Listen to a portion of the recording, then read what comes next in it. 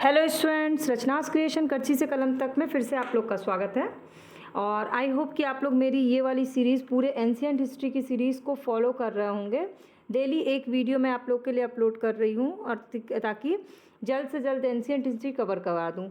तो पूरे सीरीज़ को पूरा देखिएगा और आप एक बार, जैसे कि वैदिक काल का टॉपिक मैंने 4 पार्ट में कंप्लीट कराया, आप चारों पार्ट को देख लीजिए अच्छे से और उसके बाद आप बुक या अपना नोट्स या जो भी चीज़ें आप जिनसे पढ़ते हैं, जो सोर्सेज हैं, उससे पढ़ के देखिए। आपको खुद समझ में आ जाएगा कि ये 15-15 मिनट की जो 4 वीडियो मैंने पोस्ट की है ना, उससे बाहर आपके किसी भी बुक में या किसी भी नोट्स में क्वेश्चन नहीं है।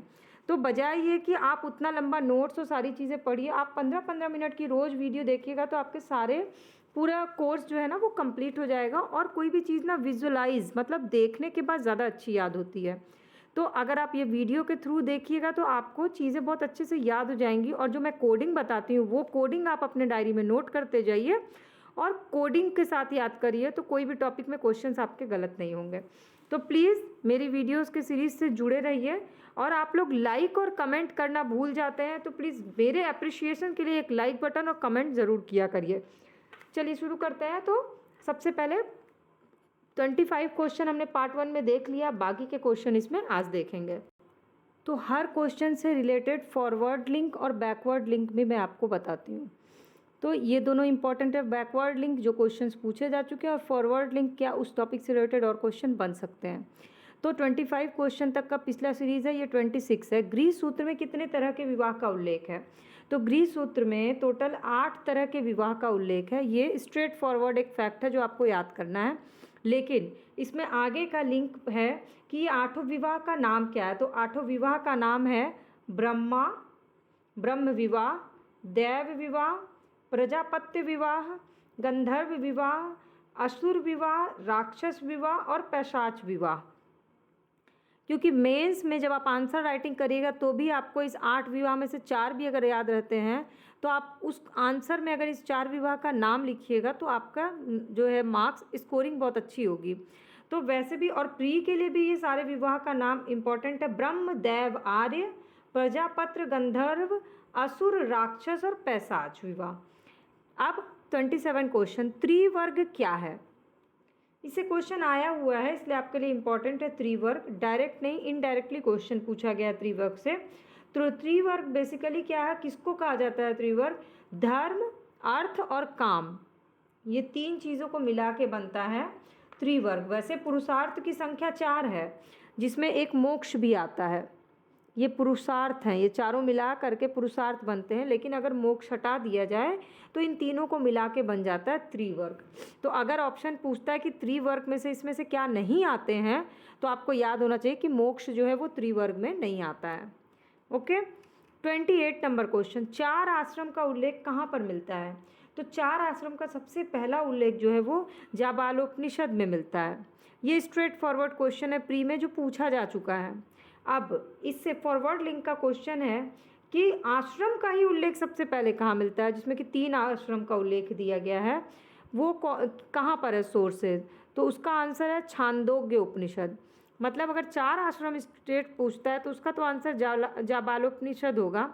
लेकिन अगर ये पूछे कि आश्रम की सबसे पहले चर्चा, वो भी 3 आश्रम की चर्चा उल्लेख कहाँ है, तो वो छांदोग्य उपनिषद होगा। ये हो गया फॉरवर्ड लिंक। याज्ञवल्क्य गार्गी संवाद का उल्लेख कहाँ मिलता है? तो ये क्वेश्चन अगर जो लोगों ने एग्जाम दिया होगा, बैक ईयर क्वेश्चन देखा होगा, तो उन्हें पता होगा कि ये पूछा हुआ है क्वेश्चन। याज्ञवल्क्य गार्गी संवाद का उल्लेख बृहदारण्यक के उपनिषद में मिलता है। ओके। तो उपनिषद से रिलेटेड क्या क्या 5 से 6 इंपॉर्टेंट क्वेश्चन है वो मैंने लास्ट वीडियो में आप लोगों के लिए उपनिषदों की जो लिस्ट कोडिंग के साथ बताई थी, वो आपने देखा होगा तो आपको याद होगा कि ये मैंने बताया हुआ है। बेसिकली उत्तर वैदिक काल में ना स्त्रियों की दशा में गिरावट आई, उसी से रिलेटेड है ये। याज्ञवल्क्य स्मृति में याज्ञवल्क्य गार्गी संवाद का उल्लेख है। 30 क्वेश्चन, कृष्ण अयस क्या है? कृष्ण अयस किसको कहा गया? तो उत्तर वैदिक साहित्य में लोहे को कृष्ण अयस शब्द उल्लेख किया गया है।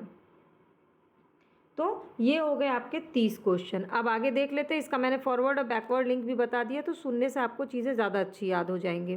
और अगर आप मेरी वीडियोस के साथ कंटिन्यू रहना चाहते हैं, आगे भी सारी क्लासेस कंटिन्यू करना चाहते हैं, तो अगर सब्सक्राइब बटन या फॉलो बटन दिख रहा है, रेड कलर का है, तो उसको आप क्लिक कर लीजिए। बिना किसी पेमेंट के फ्री ऑफ कॉस्ट सारी वीडियो अपडेट आपको मिल जाएगी। और आपको क्वेश्चंस के कलेक्शन अच्छे लग रहे हैं, यूज़फुल लग रहे हैं, तो लाइक करिएगा और कमेंट करके बताइए कि आपकी क्लासेस, मेरी जो क्लासेस है वो आपके लिए यूज़फुल है या नहीं है। अब 31, त्रयी क्या है? बहुत बार पूछा हुआ क्वेश्चन है ये, त्रयी या वेद त्रयी, त्रयी या वेद त्रयी, ये क्वेश्चन पूछा हुआ है। 3 वेदों का जो है कॉम्बिनेशन उसको बोलते हैं त्रयी, तीनों वेद। अब इसमें क्या है कि वो तीनों वेद कौन से हैं, मतलब कौन सा एक वेद है जो त्रयी में नहीं आता है? तो ऋग्वेद, यजुर्वेद और सामवेद, ऋग्वेद, यजुर्वेद और सामवेद को मिला करके है त्रयी। अथर्ववेद इसमें नहीं आता है। अब अगला क्वेश्चन, वर्ण शब्द का सर्वप्रथम उल्लेख कहाँ हुआ है, मतलब किस वैदिक ग्रंथ में वर्ण शब्द मिलता है? तो इसका आंसर है ऋग्वेद। वर्ण शब्द का सबसे पहला उल्लेख जो है ऋग्वेद में है। वर्ण का अर्थ क्या होता था उस समय? वर्ण का अर्थ होता है रंग के अर्थ में, कहीं कहीं व्यवसाय के रूप में भी है वर्ण का मतलब, और कहीं कहीं रंग के रूप में भी है। तो आर्य जो थे वो गौर वर्ण थे, मतलब गोरे थे, और दास जो थे वो कृष्ण वर्ण के थे, मतलब सांवले थे। तो ऋग्वेद में वर्ण शब्द का उल्लेख गौर और कृष्ण के रूप में हुआ है। और 10वें मंडल में, 10वें मंडल के पुरुष सूक्त में सर्वप्रथम शूद्र शब्द का उल्लेख है। तो ये हो गया फॉरवर्ड लिंक, ये इंपॉर्टेंट है। ये मैंने लास्ट क्लास में भी आप लोगों को बताया हुआ है कि किसमें, पुरुष सूक्त के किसवें मंडल में शूद्र शब्द का उल्लेख है। और मेरी कोडिंग में भी है, ऋग्वेद वाली कोडिंग आप फर्स्ट वीडियो में वैदिक काल के देखिएगा, वो कोडिंग में भी आपको ये आंसर मिल जाएगा। खैर, अब 33rd क्वेश्चन है, 33 नंबर, पुरुष सूक्त मूलतः पाया जाता है। तो इसका आंसर स्ट्रेट फॉरवर्ड है ऋग्वेद। वर्ण व्यवस्था से संबंधित है पुरुष सूक्त, और ये कहाँ किसका पार्ट है? ऋग्वेद का पार्ट है। तो इससे रिलेटेड मैंने पहले ही बता दिया आपको। 34 नंबर क्वेश्चन, वशीकरण का वर्णन कहाँ मिलता है? अब वशीकरण किस चीज़ से संबंधित हुआ? अगर डायरेक्टली आंसर नहीं निकाल सकते हैं तो आपको इनडायरेक्टली आंसर प्री में निकालना पड़ता है। वशीकरण किस चीज़ से है? जादू टोना से है। तो जादू टोना किस में है वर्णन? अथर्ववेद में है। तो इसका आंसर क्या होगा? अथर्ववेद। वशीकरण का उल्लेख कहाँ है? अथर्ववेद में। कौन सा मंडल सोम को समर्पित है? बहुत आसान क्वेश्चन है, कौन सा मंडल सोम को समर्पित है? आप लोग को ये पता ही होगा। ऋग्वेद में टोटल कितने मंडल हैं? 10 मंडल हैं, ठीक। उसका 9वां मंडल जो है वो सोम को समर्पित है। और टोटल कितने सूक्त सोम को समर्पित है? फॉरवर्ड लिंक का क्वेश्चन, 114 सूक्त जो हैं वो सोम को समर्पित है। ये आपका फॉरवर्ड लिंक का क्वेश्चन हो गया। तो फैक्ट जो हैं, जो जैसे कि कुछ किताबें हैं जो पिछले अब तक जितने क्वेश्चंस आए जा चुके हैं उसको कलेक्शन करके एक किताब निकाल दी गई, लेकिन उससे आगे भी फैक्ट्स हैं, और उसके आगे भी फैक्ट्स का एक बहुत बड़ा जखीरा है, कलेक्शन है। उसमें से आपको फैक्ट्स को सेलेक्ट करना है कि आपके लिए कौन सा इंपॉर्टेंट हो सकता है। आप पूरी की पूरी, जैसे कि केसी श्रीवास्तव है, आप पूरा केसी श्रीवास्तव तो नहीं रट सकते ना, तो आपको उसमें से निकालना है कि आपको क्या लगता है कि आगे क्या, वो तभी हो सकता है जब आप बैक ईयर क्वेश्चंस का अच्छा एनालिसिस करना सीख जाएं, जो कि मैंने अपने हर वीडियो में स्टार्टिंग जब मैंने सीरीज़ की थी तो मैंने आप लोग को एनालिसिस करना सिखाया था। क्योंकि मैं आपको 1 से 2 बार एनालिसिस करके दे सकती हूँ, लेकिन आपको खुद भी एनालिसिस आना चाहिए। क्या पढ़ना है ये ज़्यादा इम्पॉर्टेंट है, उससे ज़्यादा इम्पॉर्टेंट है क्या नहीं पढ़ना है। तो अब जैसे ये 114 सूक्त सोम को समर्पित हैं, ये फॉरवर्ड लिंक में आपके लिए क्वेश्चन इंपॉर्टेंट है। अब बहुत सारे स्टूडेंट्स होंगे ना जो अब पूरा सोम को समर्पित सूक्तों पर रिसर्च कर डालेंगे। रिसर्च नहीं करना है, इतना ही इम्पॉर्टेंट है, इतना ही पढ़ना है। और जब तक आप खुद एनालिसिस करना नहीं सीखिएगा आप प्रॉपर क्वेश्चन निकालना नहीं सीख सकते हैं, ठीक है। अब तो हमने 35 क्वेश्चन कर लिए, चलिए अब आगे देख लेते हैं। यज्ञ संबंधी विधि विधान, यज्ञ संबंधी विधि विधान की चर्चा किस वेद में, मतलब कौन सा वेद जो है यज्ञ संबंधी विधि विधान से जुड़ा हुआ है? तो इसका आंसर है यजुर्वेद, ठीक। अगर जिन लोगों ने इससे पहले का वैदिक का पार्ट नहीं देखा है तो वो देख लेंगे। तो यजुर्वेद, सामवेद, ऋग्वेद या जितने भी क्वेश्चन से रिलेटेड भी मैंने कोडिंग बताई हुई है, उसका लिंक दिया हुआ डिस्क्रिप्शन बॉक्स में, उस पर क्लिक कर लीजिएगा। वो कोडिंग अगर आपको याद होगी तो आपको आंसर के लिए ऑप्शन की ज़रूरत नहीं पड़ेगी। तो यज्ञ संबंधी विधि विधान यजुर्वेद से। यजुर्वेद के 2 भाग हैं, कौन से 2 भाग हैं? शुक्ल यजुर्वेद और कृष्ण यजुर्वेद। किसका संकलन ऋग्वेद पे आधारित है? इसका आंसर क्या है? सामवेद का संकलन जो है वो ऋग्वेद पर आधारित है। सामवेद में कुल कितने छंद हैं? 1810 छंद हैं, जिनमें से 75 को अगर छोड़ दिया जाए तो सारे जो है वो ऋग्वेद में उपलब्ध है। 75 को छोड़ के बाकी जितने भी बचे वो सारे छंद जो है वो ऋग्वेद में उपलब्ध हैं। इसीलिए सामवेद का संकलन जो है वो ऋग्वेद पे आधारित है। ठीक है।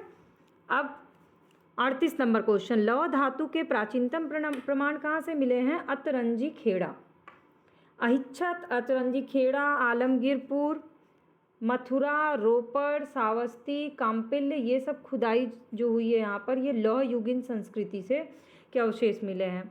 पर अतरंजी खेड़ा में सबसे पहले साक्ष्य मिला है लोहे का। लौह धातु को यहाँ पर गलाने का काम किया जाता था। तो ये अतरंजी खेड़ा आपके लिए इम्पॉर्टेंट हो गया। इसके बाद उपनिषद किस चीज़ से संबंधित पुस्तक है?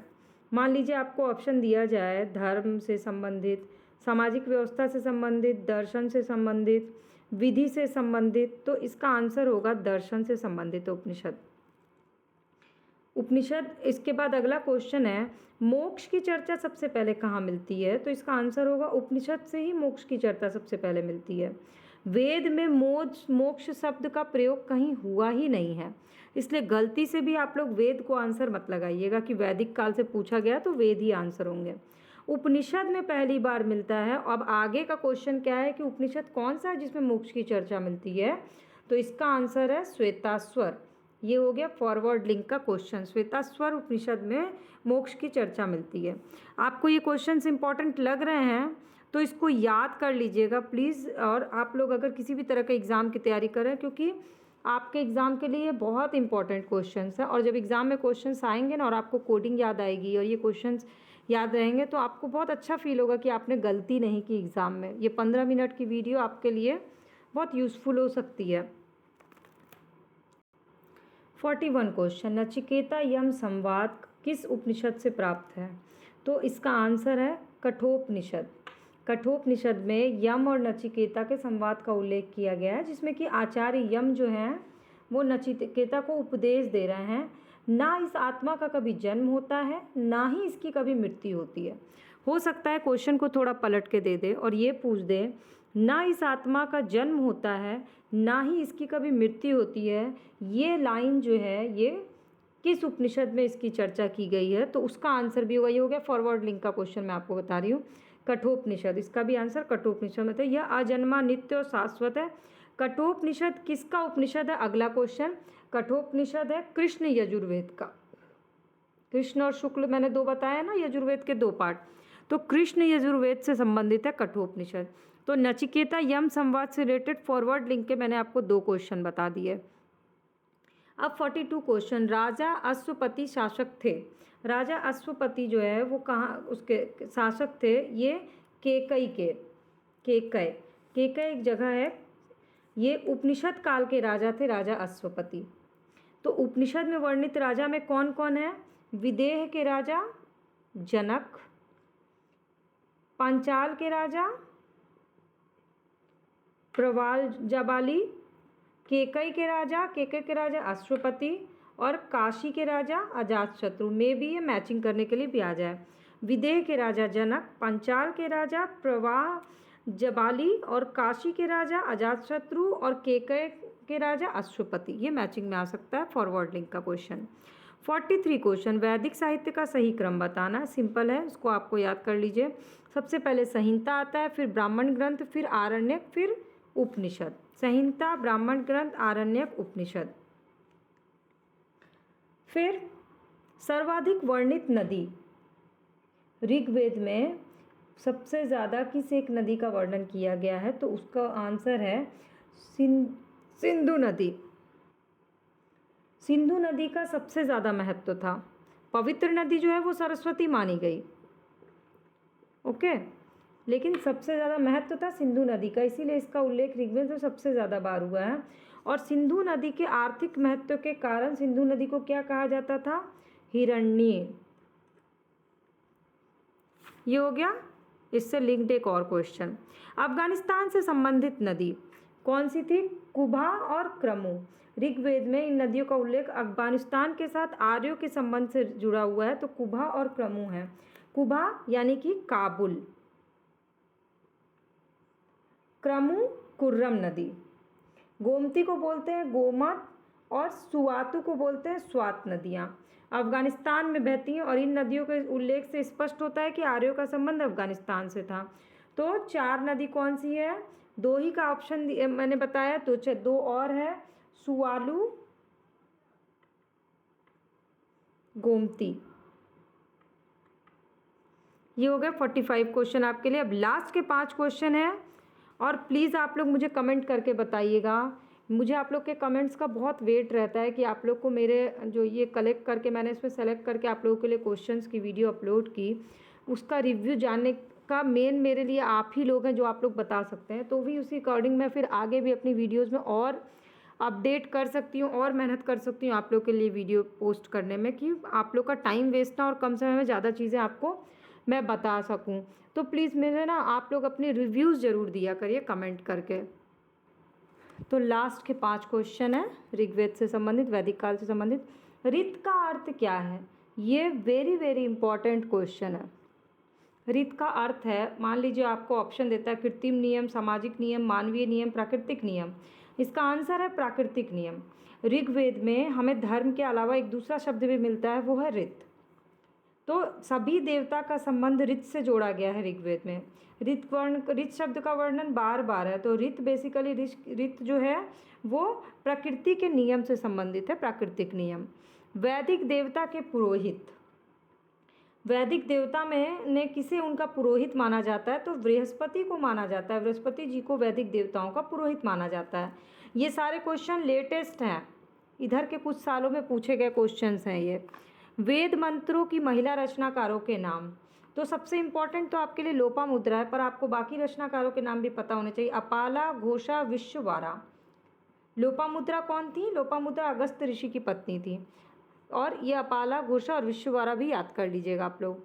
बोगाज कोई महत्वपूर्ण किस लिए है? तो बोगाज कोई जो है वो एक अभिलेख है, या ये यहाँ से मतलब अभिलेख स्थल है। यहाँ से प्राप्त जो अभिलेख है उसमें वैदिक देवी देवताओं को नामों का उल्लेख मिलता है। कहाँ से मिला है? एशिया माइनर स्थित बोगाज कोई से 14वीं शताब्दी का अभिलेख है, जिसमें ऋग्वैदिक काल के देवताओं का, जिसमें कौन कौन से देवता हैं ये भी बहुत इंपॉर्टेंट है। इंद्र, वरुण, मित्र, नासत्य, ये पूछा भी जा चुका है क्वेश्चन। इन देवताओं के नाम का उल्लेख मिलता है। इससे वैदिक आर्य ईरान से होकर ही भारत आए थे ये भी पता चलता है। तो बोगाज कोई अपने आप में ही बहुत इंपॉर्टेंट है आप लोग के लिए। लास्ट क्वेश्चन है वैदिक काल, इसके बाद आपका कंप्लीट हो जाएगा और अगला जो हमारा सीरीज आएगा वो आएगा धर्म से संबंधित। तो विदेह माधव से संबंधित ऋषि कौन है? विदेह माधव से संबंधित ऋषि कौन है? इसका सबसे पहले तो आपको ये जानना है कि विदेह माधव का उल्लेख कहाँ है। तो ये शतपथ ब्राह्मण में उल्लेख है विदेह माधव का। और इनके ऋषि कौन है? गौतम राहुगण, ऋषि गौतम राहुगण। जब आर्यों का पूर्व दिशा की ओर प्रसार के विषय में जब शतपथ ब्राह्मण में वर्णन किया गया तो विदेह माधव का उल्लेख किया गया। तो राजा विदेह माधव से संबंधित ऋषि कौन थे? गौतम राहुगण। ये हो गए आपके टॉप 50 क्वेश्चंस ऑफ वैदिक काल। और इसके साथ 2 वीडियो जो कोडिंग की मैंने शेयर की है वैदिक काल की, उससे आपका पूरा वैदिक काल 4 से 5 किताबों से बहुत अच्छे से कवर हो जाता है। And the best part is कि आपका ऑलमोस्ट 70% मेंस की भी तैयारी हो जाएगी इन सारे फैक्ट्स और इन सारे एनालिसिस के अकॉर्डिंग। तो आप इस 4 वीडियो को 15-15 मिनट की वीडियो है, तो यानी आपको एक टॉपिक पढ़ने में 1 घंटा लगेगा। अगर आप चारों वीडियो एक सीरीज़ में देख लेते हैं, जिसका लिंक मैं डिस्क्रिप्शन बॉक्स में शेयर कर दूंगी, तो आपको 1 घंटा में आपका एक पूरा टॉपिक कवर, जिसमें से 4 किताब आपकी कवर, बैक ईयर क्वेश्चंस का कलेक्शन का कवर और इम्पॉर्टेंट क्वेश्चंस की भी तैयारी हो गई। ये सारा कुछ आपका 1 घंटे में कवर हो गया। तो अगर आपको अच्छी लगी होगी ये सारी पूरी एनालिसिस और ये क्वेश्चन आंसर, तो कमेंट करना मत भूलिएगा प्लीज़। और अपने और भी फ्रेंड सर्कल से इसको शेयर करिएगा और मेरे वीडियोस को रेगुलर अपडेट रहिएगा। मैं रोज़ एक वीडियो आप लोगों के लिए पोस्ट करती हूँ।